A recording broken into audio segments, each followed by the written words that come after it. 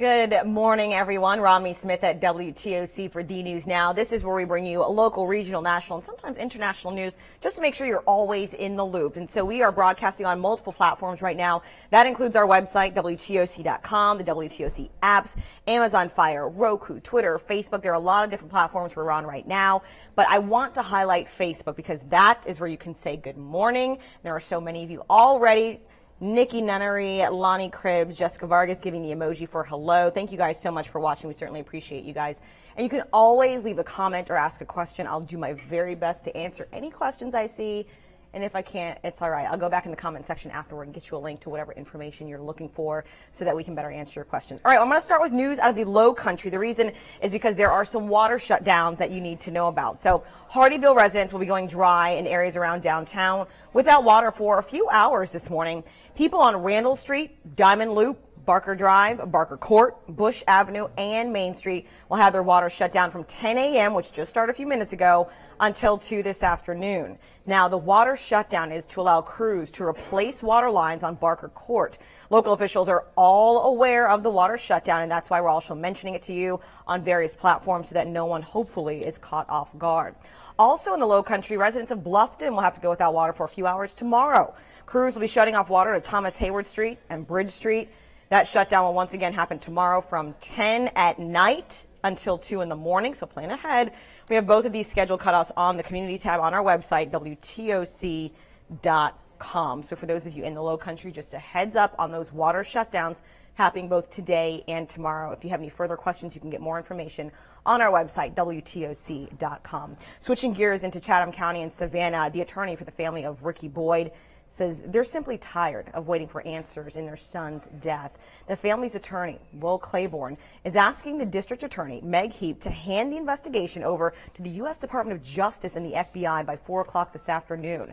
WTOC has copies of written correspondence between Meg Heap and his office. In the letter, the district attorney asks for Claiborne's cooperation in the investigation. Just to recap, for those of you who don't know, he was actually killed by police while they were serving a warrant for his arrest. The police's story changed a couple times. They said he had a gun and fired at officers. Then they said he didn't fire at officers. And so the family is just asking for answers right now. There was body camera video. It has not been released. Claiborne says he does not trust the district attorney's office to do a fair investigation. Take a listen. At this stage, we'd like for the FBI to pick up the case where it is right now and conduct whatever investigation they think would be appropriate, investigating all of the potential crimes that may have occurred the morning of January 23rd.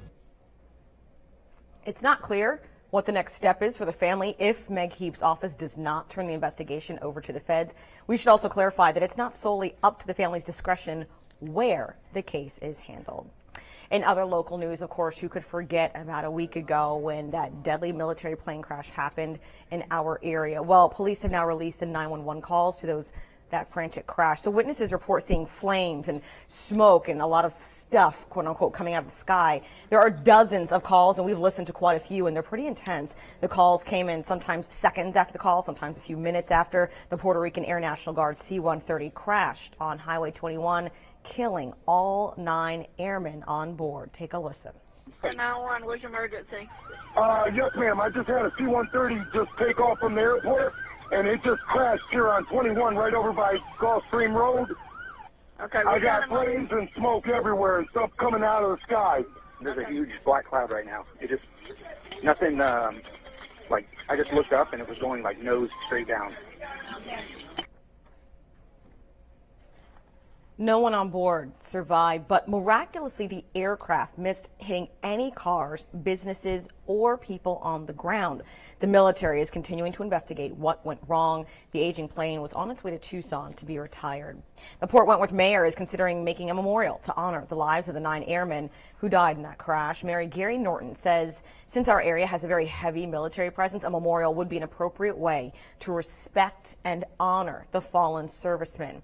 The investigation into what caused the plane crash into the middle of Highway 21 is still under supervision right now. There is no timeline for when the road will reopen because we're waiting on the military to finish their investigation first. But when we get word of a timeline, we will certainly let you know. And you can always let us know on Facebook what you think of the proposal to perhaps have a memorial to honor the lives of the 9 Puerto Rican Air National Guardsmen that died in that crash. Lightening it up just a little bit because I always like to wind down with something a little fun. Not sure if you know this, but last night was pretty much the biggest night in fashion in America. It was the Met Ball, and they have outrageous outfits and costumes. And this year's theme was actually religious. Yes. So the gala celebrated the Catholic imagination in the art of fashion. There's my girl J-Lo, Jennifer Lopez, looking amazing. And then the singer and Met Gala co-host Rihanna actually slayed the infamous steps of the museum in a papal style outfit. Look at her hat. Wow. And it doesn't stop there. Rapper Cardi B brought the big hair and showed off her baby bump in this actress, while one of my faves, Blake Lively, look at her. She looks amazing.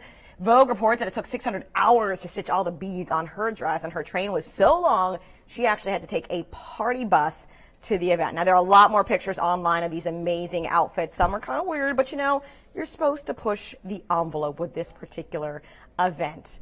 Absolutely loving Blake Lively in that dress. She's gorgeous, but isn't she always gorgeous though? Gorgeous woman, gorgeous husband, gorgeous kids, great career. I mean, she is just living that life right now. Love her. She's one of my favorites. All right, I always tell you guys you can interact with us on Facebook, ask questions, leave comments, and I do have a comment from Diana Rusk saying the memorial is a wonderful idea, that going back to the Puerto Rican Air National Guard. The mayor of Port Wentworth certainly saying they're considering building a memorial to honor the lives of the 9 Puerto Rican Air National Guardsmen that died in that crash last week. So that's all we have for you guys right now. Keep in mind the next digital update will be at 11 o'clock this morning, talking about weather and, yes, how gorgeous it will be once again today.